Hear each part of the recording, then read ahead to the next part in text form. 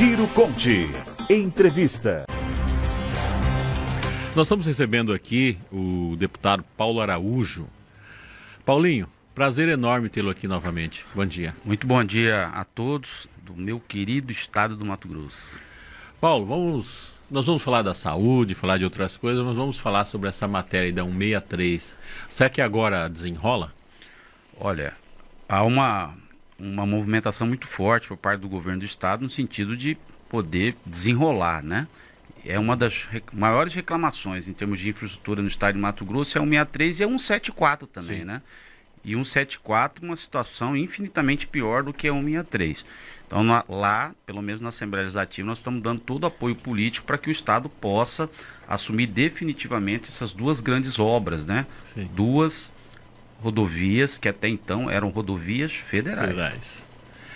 Porque a 163, gente, é um peso enorme, a quantidade de vidas que perde ali. Se eu não me engano, é o maior fluxo de veículos nas estradas do Mato Grosso. É o maior, né? Então, e as reclamações são generalizadas, né? E a movimentação do governo foi justamente no sentido de poder trazer para a gestão estadual, já que o governo hoje, do estado de Mato Grosso, ele tem condições de poder estadualizar, de poder fazer as infraestruturas necessárias, né? E possivelmente, com certeza, fazer aí a PPP dessas rodovias, né? Eu considero que a 163, pelo grau de importância que ela tem na economia brasileira, né? E o impacto que ela dá, inclusive, no mundo, porque ali é um corredor enorme, né? Ela é uma vergonha nacional, porque quem é em torno dessa avenida, dessa BR, dificilmente não tem um parente, um conhecido, um amigo, alguém que já não perdeu a vida nessa BR. E assim, continuamos fazendo vistas grossas em relação a tudo isso. E as nossas riquezas, né, praticamente todas elas são escoadas ali nessa importante rodovia. Daí a preocupação por parte do governo do estado, diante da ineficiência, né? Eu não digo agora, mas anteriormente, do governo federal em resolver, né, os problemas da longa ineficiência, né, de governos federais. 163 e 174, né? A 174 é um pouco mais isolada, está numa região de difícil acesso, as dificuldades são imensas, começou as chuvas, assim, nós temos vários companheiros que estão lá desesperados, né? Eu vi uma fala, inclusive, do secretário Marcelo Padeiro, da dificuldade que tem de assumir uma obra, uma rodovia que era federal, com todas as dificuldades, né? Ali uma rodovia de grande extensão, então não vai ser fácil, principalmente nesse período de chuva, fazer a gestão dessa rodovia que está vindo para o estado administrar, né? Lembrando que nos extremos da 174 existem municípios que já são municípios desde a divisão do estado, então assim, povos que ficam isolados, né, há décadas. Isolados, né? E até então era uma região que não produzia tanto, né? Vírgula. Hoje nós temos ali naquela região Colniza, por exemplo. Quem imaginou que Colniza viraria o que é hoje, né? Fronteira agrícola, aquela região inteira de fronteira agrícola. Nós temos Aripuanã, ali na capital do minério, né? Olha, se fosse em Aripuanã há 5 anos atrás, você não imaginaria Aripuanã hoje. Hoje você não tem casas para alugar, você não tem imóveis para morar, né? Então o fluxo de trabalhadores lá para aquela região aumentou consideravelmente, né? Tem uma grande multinacional lá, se eu não me engano, a Nexa, né? Quantos trabalhadores não foram para lá? E assim, a região que é um boom de desenvolvimento econômico no estado de Mato Grosso também. Outra grande preocupação para o governo do estado. O que o governo está fazendo é justamente o que os estados está fazendo o inverso, né? Porque os estados normalmente eles procuram o governo federal para poder federalizar as grandes rodovias. O estado de Mato Grosso está fazendo ao contrário de tudo aquilo que os outros estados fazem, né? O estado está estadualizando. Normalmente o movimento é o contrário, né? Se eu não me engano, essa BR-174, ela já foi estadualizada. Lá atrás fizeram uma movimentação, porque é uma estrada de difícil acesso, que precisa de muitos investimentos. Ela foi federalizada na expectativa que o governo federal, como tem a maior concentração de renda, pudesse dar as condições necessárias de trafegabilidade. Não foi o que aconteceu. O Estado traz de novo para a gestão estadual, pela capacidade de investimento que o Estado tem hoje, né, numa expectativa aí de de dar as condições necessárias, e com certeza a intenção do governo é fazer parcerias público-privada nessas rodovias. Na 174 já, em alguns janeiros da vida, eu já passei a noite, né? Nela eu sei o que é. Não é brincadeira. No caso da 163 são 1.200 para concluir a 163, né? E da 174, você sabe o valor? Não tenho, né? Porque são trechos, né? São vários trechos. Eu não tenho esse valor orçado de toda a extensão da 174. E a 174 tem um detalhe ainda, né, Paulo? Quando ela estiver pronta, possivelmente Aripuanã será um dos polos turísticos de Mato Grosso. A natureza linda, uma cachoeira lindo, dentro da cidade. Lindo. Né? Não, Aripuanã é lindo, né? Sim. Eu tenho ido muito a Aripuanã, tenho vários companheiros lá, inclusive tive um apoio considerável, foi um dos deputados mais votados lá no município de Aripuanã. Então é uma região onde a gente tem participado efetivamente das questões políticas, né? E há assim, um clamor daquele povo pelo asfalto. Sim. Hoje, inclusive, as reclamações é porque está de terra, chove, sim, como que escoa a produção lá daquela região, né? Então, Estava olhando até esse final de semana alguns vídeos lá da região. Local que a água passou por cima da estrada, tá? Tem mais como passar, né? Esses dias era toleiro, agora já não é toleiro, virou um lago, não tem mais como fazer a passagem. Num desses sites de hoje, justamente a preocupação do secretário Marcelo é em amenizar. Sim. Em amenizar as dificuldades daquele povo lá em trafegar naquela rodovia, né? Vai resolver da noite para o dia? Não. É uma estrada grande, com dificuldade de acesso, não é fácil não, né? Mas o governo é uma das prioridades do governo. Duas prioridades em termos de infraestrutura é a 174 e a 163. E quando a gente sai de Juína, que não está perto, está daqui 700 quilômetros, a gente sai de Juína para lá, ainda é longe, gente, é longe, você roda para chegar lá. Paulo, mas vamos falar de saúde. O Paulo, deputado, estamos falando com o deputado Paulo Araújo, né? O deputado Paulo Araújo, ele é servidor da saúde de carreira, né? Foi vereador por Cuiabá e deputado estadual. E no pós-pandemia, né, a gente começou a ter uma crise na saúde, principalmente a crise da saúde de Cuiabá. Queria que você desenhasse para o nosso ouvinte, Paulo, qual que é a situação da saúde hoje, e principalmente a de Cuiabá. Cuiabá hoje, a Secretaria Municipal de Saúde de Cuiabá está sob regime de intervenção decretado, né, pelo Tribunal de Justiça do Estado de Mato Grosso, numa ação movida pelo Ministério Público do Estado, né, através de uma denúncia feita pela Associação de Médicos aqui do município. Então é público e notório. Já há algum tempo, Cuiabá vem sofrendo por vários afastamentos de secretários, né, por questões envolvendo corrupção, prisão de servidores, também envolvendo corrupção aqui no município, e as diversas dificuldades no planejamento da saúde pública aqui no município. Então vamos lá. Nós temos reclamações generalizadas de falta de profissionais médicos nas diversas unidades do município. Falta de profissionais médicos. Depois nós temos também a descontinuidade do abastecimento de medicamentos também em várias unidades do município. Então nós não temos médicos, nós não temos medicamentos, nós temos num sistema público de Cuiabá que está colapsado, um atraso de média de 5 a 6 meses dos prestadores de serviço, ou seja, os hospitais que prestam serviço à Secretaria Municipal de Saúde de Cuiabá e outros vários prestadores, né, que de forma complementar auxiliam a assistência à saúde, também se vê prejudicado. Então tem registro de 8 meses, de 6 meses, de 7, 5 meses, né? Então isso tudo, esse conjunto de fatores, né, a ausência total de planejamento, a falta de credibilidade, a falta de confiança, o que nós temos hoje é um sistema totalmente colapsado que infelizmente o município perdeu a condição de gerir o sistema. Você tem uma crise de confiança externa, eu digo, todos os prestadores de serviços, eles olham e falam, Cuiabá, Cuiabá não paga, Cuiabá tem problema de corrupção, Cuiabá tem não sei do que. Os prestadores de serviços terminam um pouco resistente em fornecer para o município de Cuiabá. Da mesma forma, uma crise interna de confiança ao gestor. Porque as pessoas que estão trabalhando ali, elas perderam a confiança no gestor, diante de vários escândalos. São servidores que estão sendo presos, praticamente todo mês tem um escândalo envolvendo a saúde do município de Cuiabá.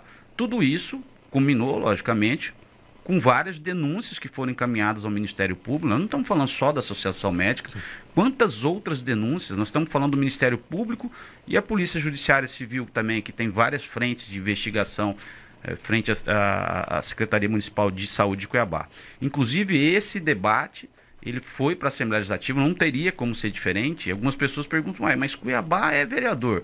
Não, a saúde de Cuiabá ela é diferente. A saúde de Cuiabá ela atende paciente de todo o estado de Mato Grosso. Por isso a necessidade da Assembleia Legislativa estar dentro desse processo. Recebe recursos financeiros do Sistema Único de Saúde para atender pacientes não só de Cuiabá, mas como todos os outros municípios. Recebe do governo do estado também para ter essa condição. Inclusive eu fui eleito presidente da comissão transitória que acompanha Sim. a intervenção aqui no município de Cuiabá. Vale lembrar, nós temos uma legislação federal que é muito rígida. Ela fala o seguinte: aos municípios, e todos os municípios do Brasil recebem religiosamente em dias do Sistema Público de Saúde. Ninguém pode alegar, falar, eu não paguei o prestador de serviço, eu não paguei o hospital, porque o governo federal, a saúde pública não me repassou recurso financeiro. Há muitos anos nós não temos registros de atrasos. Então, Cuiabá é o mesmo tratamento de qualquer outro município. Recebe em dias do governo federal. O pagamento, quando os municípios recebem esse recurso, o recurso é o quê? Para bancar a saúde. A saúde, ela é subsidiada financeiramente pelos 3 entes. Então, o governo federal manda lá, Cuiabá, estou mandando para você que tratar a média e alta complexidade do seu município e dos outros municípios, porque o dinheiro sai dos outros municípios e vem para Cuiabá servir de referência para o atendimento. Então o governo federal manda lá para Cuiabá. Cuiabá deveria obrigatoriamente pagar os prestadores de serviços, os hospitais, até o 5º dia do mês subsequente ao recebimento desse recurso. Não faz. 4, 5 meses. Aí você olha o hospital. Como é que você vai cobrar uma assistência de qualidade, uma unidade hospitalar, que depende de pagar seus funcionários? É igual aqui na rádio. Sim. Fica 5, 6 meses aqui sem pagar os colaboradores. Como é que você vai conseguir ficar 5, 6 meses sem receber salários? Como é que você vai comprar insumos? Como é que você vai comprar vacina, medicamento? Como que você vai pagar profissional? Eu estou falando dos hospitais que prestam serviço. Nós temos aqui vários. Nós temos HGU, nós temos Júlio Miller, nós temos o Hospital do Câncer, nós temos várias outras unidades que prestam serviço. Sim. Mesmo sendo pública, elas dependem do recurso. Dependem do recurso para poder manter aquela referência. Então são várias situações que foram juntando e que combinou com o pedido de intervenção. Aí as pessoas falam, mas intervenção é algo extremo. É extremo, porque Cuiabá, ela estrangulou, ela foi ao extremo. Ela foi ao extremo. Eu sei que às vezes, principalmente no meio político, o povo vê um pouco com reticência a questão da intervenção, porque é ligada a certo prefeito, que isso de repente pode ocasionar um efeito cascata. Eu, por exemplo, sou servidor há praticamente 20 anos. Eu nunca vi uma situação igual a situação de hoje do município de Cuiabá. E o que nós faríamos diante de uma situação colocada? O que se ventilou foi justamente a questão da intervenção. Não tinha outra alternativa, ao meu ver, senão decretar intervenção. E preocupante, porque numa situação normal, onde você tem uma tranquilidade no setor, tanto no ambiente interno quanto no ambiente externo, é difícil fazer planejamento de saúde. Nós temos problemas crônicos. E aí você traz para dentro de uma situação que colapsou de falta total de ausência de planejamento pelas substituições quase que mensais de secretário. Quantos secretários já foram afastados da Prefeitura de Cuiabá ou pediram para sair nesses últimos 2 anos? Nós perdemos a conta, 12, 13, 14, quantas ações que já aconteceram. Então, a intervenção foi decretada por um período de 90 dias. E é interessante falar, né, Paulo, que a intervenção foi decretada por um colegiado, não é a decisão mais monocrática, né? 90 dias. Um setor que está no chão, sim, que foi colapsado completamente em todas as suas áreas. Eu não estou falando só da média e alta complexidade, não. Eu estou falando da atenção básica também. Eu estou falando dos profissionais que não recebem há muitos meses. Eu estou falando de prestadores de serviços que estão há 5, 6, 7, 8 meses sem receber. Aí você decreta uma intervenção. A intervenção era uma intervenção administrativa no âmbito do município. Porque a saúde, ela não gera os recursos financeiros. Quem gera o recurso financeiro é a Prefeitura de Cuiabá. Aí você imagina o conflito. Com certeza o prefeito não vai querer repassar o recurso financeiro para que a saúde tenha condições de honrar seus compromissos. Porque não é ele que está tocando. Então nós vamos ter uma crise política no âmbito do município também. No primeiro momento, a intervenção ela serve para estancar aquilo que já vinha acontecendo no município. O povo vai falar, peraí, né? O trem tá batendo aqui, né? Eu tenho que me preocupar um pouco mais, tenho que me organizar. E de uma certa forma também para os órgãos de controle, porque nós não estamos falando de uma intervenção administrativa comandada só pela Secretaria Estadual de Saúde. É uma intervenção administrativa acompanhada, vigiada e fiscalizada pela Assembleia Legislativa do Estado de Mato Grosso. Nós vamos entrar lá para dentro, não querer saber o que está lá. Pelo Tribunal de Contas do Estado, nomeou uma comissão, são auditores, são servidores de carreira sérios, honestos, responsáveis, que vão auxiliar no processo de intervenção. Então, são vários órgãos de controle externo que estão lá dentro para saber a real necessidade da saúde pública aqui em Cuiabá. Qual que é o rabo financeiro? Qual que é o déficit financeiro? Qual que é o rombo que tem lá dentro da saúde? Né? Porque não é normal atraso de 8 meses, 7, e tem uma questão, né, Paulo, que é o seguinte, vem repasses. Esse repasse foi gasto no quê? Essa é a grande pergunta, porque o repasse ele chegou religiosamente. Como que ele foi gasto? Essa é uma... quando eu citei a lei federal, que fala, você está recebendo. Sim. Você tem que pagar até o 5º dia do mês subsequente. A própria lei federal, ela fala assim, se você não pagar, vou cortar todos os seus repasses de recurso financeiro. Se fosse uma questão meramente política, igual alguns acusam, o Paulo Araújo é desafeto político do prefeito Emanuel Pinheiro, ou aquele outro ou quando é conveniente, fala, não, esse quer ajudar porque é amigo, né? Então sempre surge diante de umas questões, nós estamos falando de uma questão que é técnica, isso tudo que nós estamos tratando não tem nada, às vezes, o Ministério Público está politizando, a Polícia Judiciária Civil está politizando, a Assembleia, pode até ser que na Assembleia é uma casa política, mas nós da Comissão de Saúde, nós estamos tratando isso de forma isenta e de forma muito técnica. O fato de não pagar o prestador de serviço no mês subsequente já é justificativo para interrupção total dos recursos financeiros repassados pelo governo federal. Está lá na lei. Mas espera aí, são 4, 5 meses de atraso de repasse. Alguns hospitais entraram na justiça para ter o direito de receber aquilo que ele prestou de serviço. Quando nós falamos atraso de 60 dias, é possível.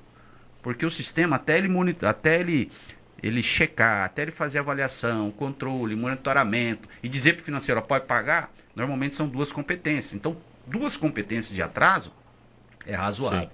4, 5 meses tem alguma coisa. Sumiram com alguma competência. Ou esses recursos financeiros foram utilizados para outros fins, porque o recurso é carimbado. Esses contratos que são realizados com essas unidades hospitalares, eles são contratos que ficam carimbados lá no Ministério da Saúde, né?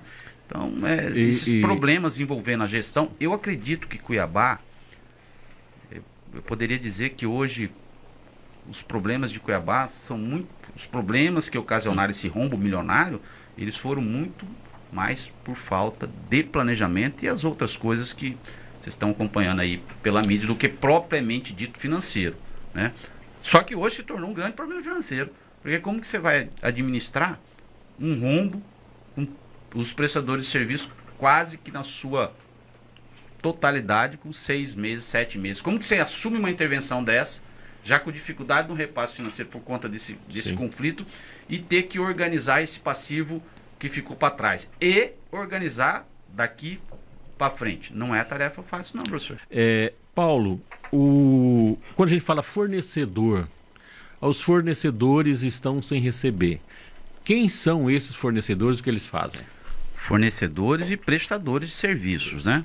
Quando eu falo dos recursos financeiros carimbados, nós estamos falando de um conjunto de hospitais que oferecem serviços de forma complementar ao sistema público de saúde. Nós temos aqui no município de Cuiabá prestadores de serviços do sistema público de saúde que são contratualizados, que o dinheiro vem para Cuiabá com a obrigação de fazer essa gestão. O Hospital Júlio Miller é um hospital federal que recebe recursos do sistema público de saúde.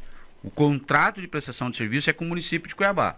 O Júlio Miller, diante de toda essa situação, começou a receber diretamente do Ministério da Saúde. Nós temos o Hospital do Câncer também. Sim. Um hospital que é credenciado pelo Sistema Único de Saúde, que tem contrato de prestação de serviço com o município de Cuiabá. O Hospital do Câncer entrou na justiça, porque não recebia os recursos financeiros.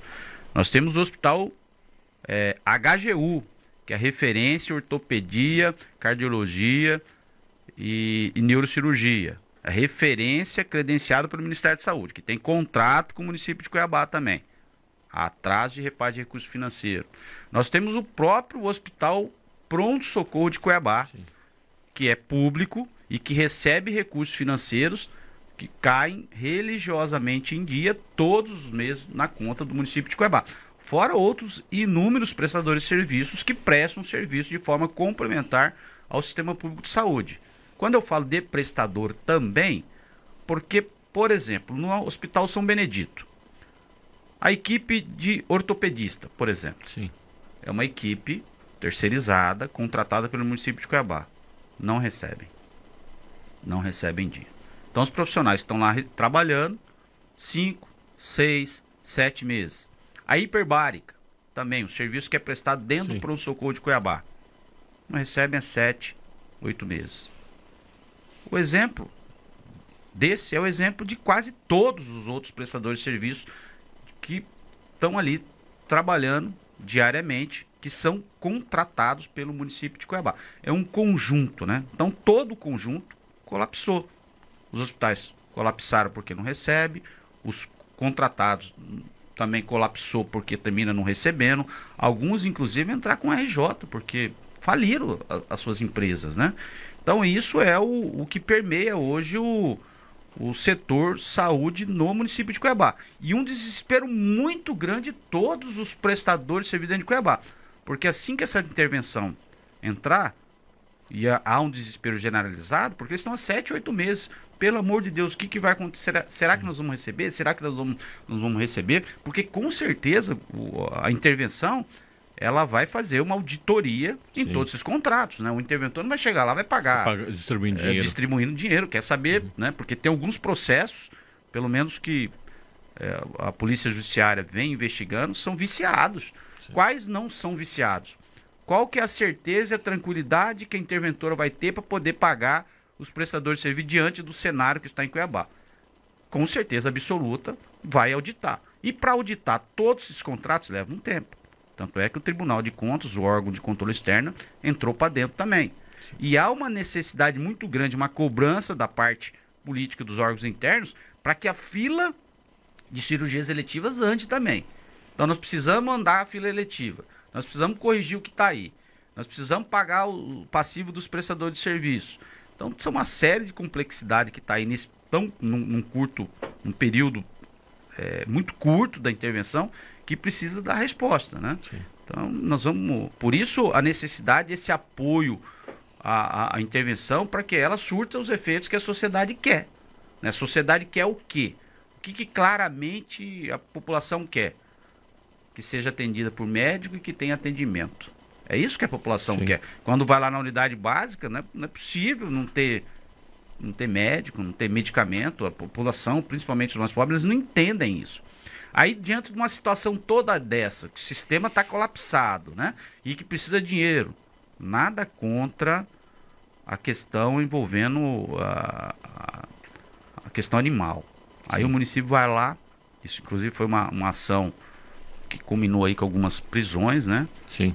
celebra um contrato milionário para chipar cachorro, uma empresa que não tem um funcionário. Então isso tudo vai levantando suspeitas sobre todo o processo que envolve ali a gestão da saúde pública em Cuiabá. Por isso não teve outra alternativa a não ser intervenção. E quem acompanhou, eu acompanhei toda a discussão envolvendo a intervenção, em determinado momento, até o desembargador Perry, ele disse aos colegas, né, o desembargador falou, olha, nós vamos lá pro Sírio, né? E aqui o povo tá morrendo às baratas. Sim. Então nós estamos tendo a oportunidade de entrar para dentro e fazer um futuro melhor para a saúde pública. Não dá mais para ficar do jeito que está. E a mesma discussão eu trouxe para a Assembleia. Eu falei, olha, os deputados, que uns dias nós vamos estar recebendo auxílio de saúde, vocês vão ficar tranquilos aí. Não é possível. Estão tranquilos? Não tem como ficar tranquilo. Não tem como ficar tranquilo. Então é por isso que a Assembleia ela buscou também seu espaço dentro da intervenção, porque também é de responsabilidade da Assembleia Legislativa fiscalizar os recursos financeiros que são aplicados pelo governo do Estado e saber se aqueles recursos financeiros estão sendo bem aplicados ou não. Sim. É por esse motivo que nós vamos entrar. Nós vamos entrar para dentro para isso. Foram 20 votos favoráveis à intervenção, ou seja, 20 deputados estão dizendo, ó, a coisa não está boa. Sim. Então, o que o Tribunal de Justiça ela decretou, nós concordamos. E governo do Estado de Mato Grosso, tarefa não é fácil. Nós sabemos que não é fácil, não vai ser milagreiro, não vai resolver os problemas da noite para o dia, mas nós vamos entrar para dentro para saber exatamente o que tem lá e qual que é o diagnóstico e qual que é o apoio necessário que a Assembleia, que o Poder Legislativo pode dar nesse momento, já que nós já temos o Tribunal de Contas, nós temos o Tribunal de Justiça, agora nós temos a Assembleia Legislativa. De repente a Assembleia pode entender que em um determinado momento poderá inclusive colocar aporte de recurso financeiro, como nós fizemos no período Covid. Sim. A Assembleia abriu mão de parte dos recursos financeiros para poder subsidiar financeiramente a Secretaria Estadual, aliás, as ações da saúde pública do Estado de Mato Grosso. Joir, vamos chamar para conversa o nosso economista, porque nós estamos falando aqui de recursos também. Paulo Vivaldo é o nosso embaixador do Alto Paraguai. Ele só fica um pouco aqui com a gente que ele está tentando administrar a questão da guerra da Ucrânia, mas não está fácil. Vivaldo, bom recebê-lo aqui sempre na segunda. Cidade da minha família, hein? O Paulo é de lá, né? A mãe de Paulo é lá do Alto Paraguai.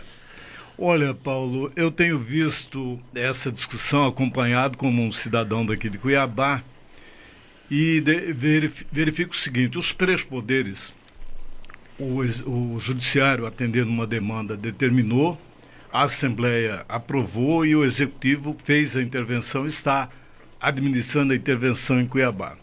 Os pressupostos são isso, uma má gestão, falta de recursos e uma situação que não está atendendo bem. A minha pergunta bem objetiva é, daqui a 3 meses ou 6 meses, e isso eu não vejo ninguém falando, nem você que representa a Assembleia, nem o governador, nem o Judiciário, responder para o cidadão cuiabano o seguinte, daqui a 3 meses ou daqui a 6 meses, a intervenção vai entregar uma saúde melhor para Cuiabá?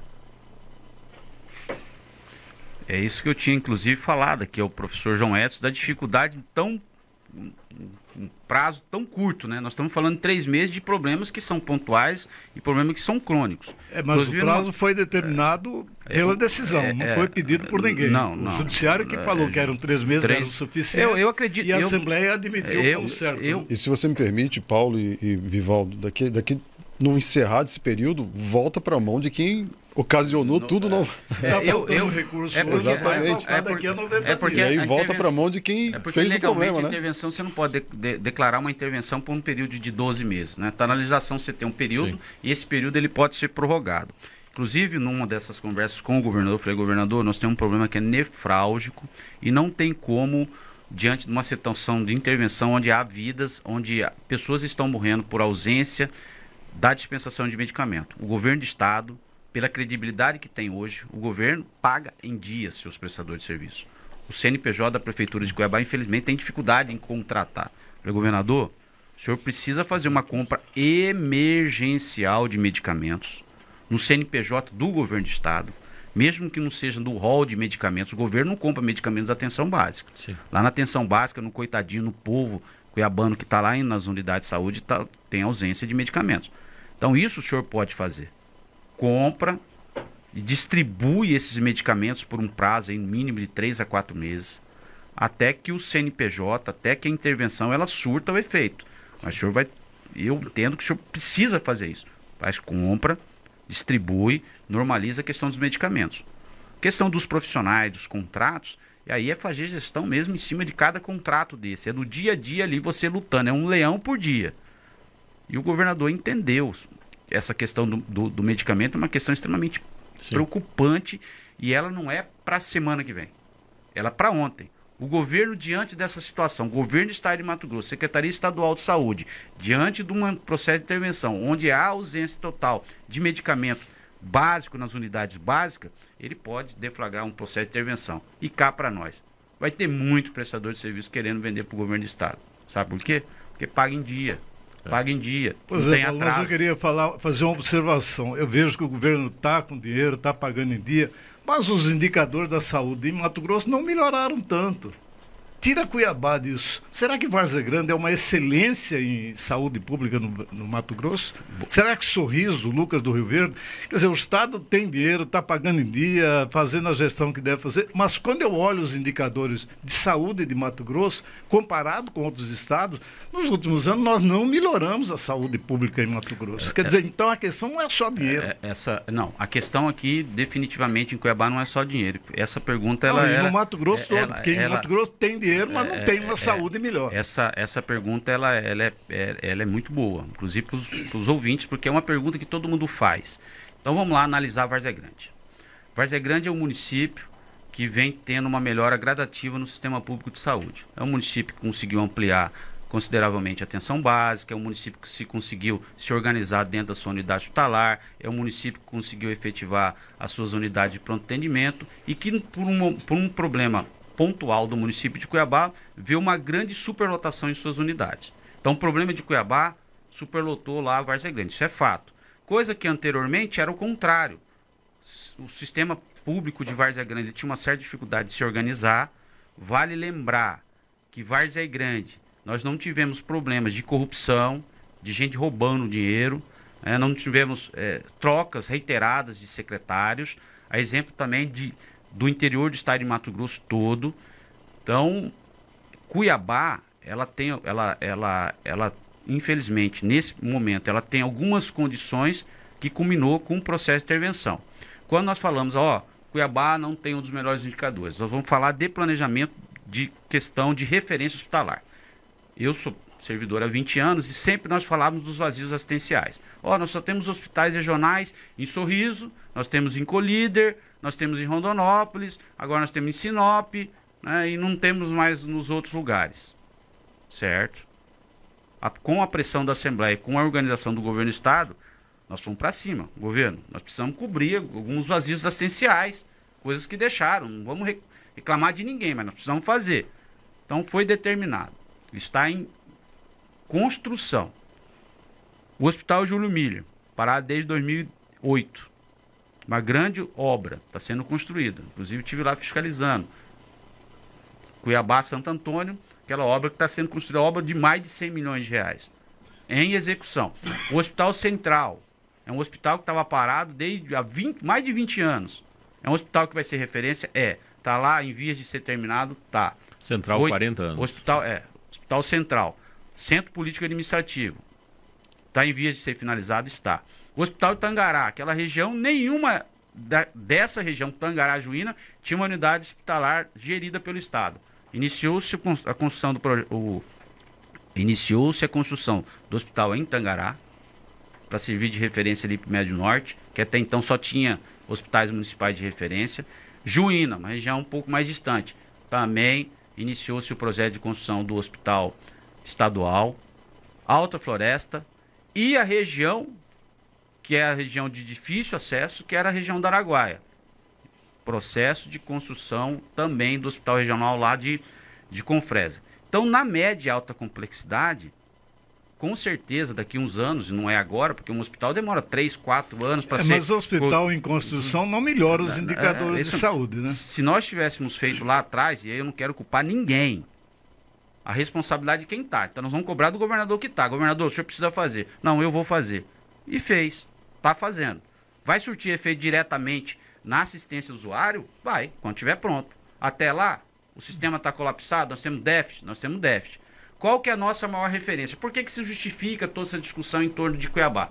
Porque Cuiabá é referência oficial, homologada, que recebe recurso financeiro de todos os municípios através de um processo de pactuação para ser referência. Cirurgia geral, neurocirurgia e ortopedia. Diferente, por exemplo, da realidade de outros municípios.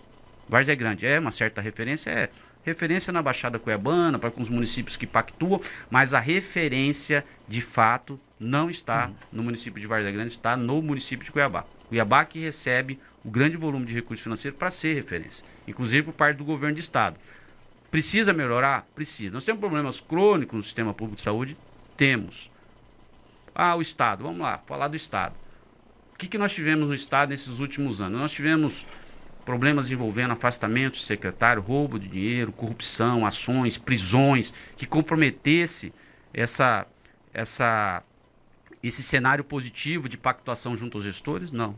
Nós temos uma situação tranquila, com alguns problemas que são crônicos, que estão sendo atacados na média e alta complexidade. Nós vamos resolver os vazios assistenciais? Nós vamos. Como que você resolve? Não estou tendo atendimento lá em Juína. Vamos ter o atendimento lá. Iniciou-se há quanto tempo o processo? Há 2 anos atrás. Iniciou-se o processo. Quanto custa construir e equipar um grande hospital? 250 milhões de reais, 300 milhões de reais. Não é da noite para o dia. Uma obra dessa demora 3 anos. Eu falei do Hospital Júlio Miller. Obra parada desde 2008. 2010 que o governo terminou reativando agora. Por que não fizeram anteriormente? É um recurso federal, tá? Isso era uma emenda federal de lá atrás. Por que não fizeram? Não sei. Eu não estava na gestão para poder saber. O que nós fizemos, nós da Comissão de Saúde, é entrar para dentro, procurar saber por que não foi e cobrar o governo para poder fazer. Então, o governo está fazendo. Nós fomos lá no Hospital Santa Casa, que foi um hospital que também teve problema com Cuiabá, né, no gerenciamento do contrato, colapsou, o governo entrou para dentro, fez uma intervenção administrativa. Acho que não, o termo não é nem esse, é um outro termo. Mas pulou para dentro, Santa Casa. Nós tivemos... A Comissão de Saúde esteve lá semana passada. O que nós encontramos? Um hospital que é gerenciado... mas vocês encontraram 5 crianças mortas por uma superbactéria também. Nós encontramos uma unidade hospitalar em pleno funcionamento. Inclusive, esses 10 leitos de UTI pediátricos estavam ocupados. É uma unidade sob gestão estadual que está em constante... Quando nós chegamos lá, a unidade estava sendo novamente reformada em algumas unidades, com profissionais. Essa UTI pediátrica, onde receberam essas crianças, sofreu um processo de investigação epidemiológica. Segundo a vigilância, essas crianças, elas adentraram na unidade hospitalar já com essa infecção, né? Então é um processo que está sendo analisado, investigado, fiscalizado, né? Por que essas crianças vieram a óbito? É uma empresa terceirizada que faz a gestão, que tem a obrigação de colocar profissionais daquela unidade e também de medicamento. Então é uma empresa que é contratada pelo Estado para poder gerir. A exemplo também de outros serviços dentro da Santa Casa. Essa UTI estava em funcionamento? A UTI estava em funcionamento. No momento da fiscalização, quantas crianças tinha no leito? 10 crianças. Então, uma UTI que estava em pleno funcionamento, naquele momento acompanhada pelo profissional médico, com lotação de 100%. Então, nós temos capacidade total, né, instalada de 100%. Então, naquele momento, a unidade estava superlotada, inclusive com um PA de pediatria aberto para atender essa deficiência, já que a rede de saúde pública no municipal, a rede pública aqui em Cuiabá, não tinha nenhuma referência de pediatria. Então, são essas situações que a Comissão de Saúde está entrando para dentro. Inclusive, nós temos um calendário de visita extensa, todas as unidades, não só as unidades geridas pelo município de Cuiabá, que são referência, também as unidades geridas pela Secretaria Estadual de Saúde. Acho que na próxima semana nós vamos no Complexo Adalto Botelho, que também é uma unidade gerenciada pelo governo do estado de Mato Grosso. Agora são 7h52, estamos entrevistando o deputado Paulo Araújo. Neto. Deputado, falando sobre essa questão da intervenção, a gente acompanhou todo esse processo lá na Assembleia Legislativa e a gente viu uma comissão de deputados totalmente preparada para auxiliar esse serviço, para fazer esse trabalho de fiscalização. São 3 médicos que têm uma capacidade técnica muito grande. Se a gente começar a colocar o currículo deles aqui, a gente vai muito longe. A gente tem o currículo do senhor também como técnico da área da saúde, como concursado da área da saúde. Mas eu quero falar também sobre um outro assunto que é importante, que é com relação um pouco de política aqui, né? A gente viu aí sendo ensaiado uma federação entre PP e União Brasil, que parece que não deu certo por conta de alguns problemas regionais. Eu quero que o senhor confirme isso para a gente ou não. Mas a gente também está vendo agora a formação de um super bloco em Brasília aí, com a capacidade de chegar até 108 parlamentares, 59 da União Brasil, mas 48, 49 do PP. Isso seria uma alternativa aí, já que não deu certo essa federação? Olha, nós tivemos na semana retrasada conversando com o nosso presidente Ciro Nogueira. E ele manifestou o interesse do partido naquele momento de poder estar articulando a questão da federação, né? E depois, recentemente, eu vi inclusive um posicionamento dele que, por enquanto, a federalização com a União Brasil ela não avançaria por problemas regionais, né? Alguns estados, infelizmente, não dá liga. Aqui não teria problema nenhum de construir essa... Aqui dá liga. Não, aqui não tem problema nenhum. Aqui não teria problema algum, né? Mas o problema não é o estado de Mato Grosso, e sim outros estados, onde tem os partidos, eles caminham em lados totalmente opostos, né? E essa federalização ela não avançou por esse motivo. Agora, nós estamos num processo de indefinição do partido aqui no estado de Mato Grosso, né? Nós temos aí a expectativa do ex-senador Cidinho assumir o partido. Em assumindo o partido sem federalização, as eleições é ano que vem. Nós estamos com pouco tempo para organizar o partido, né?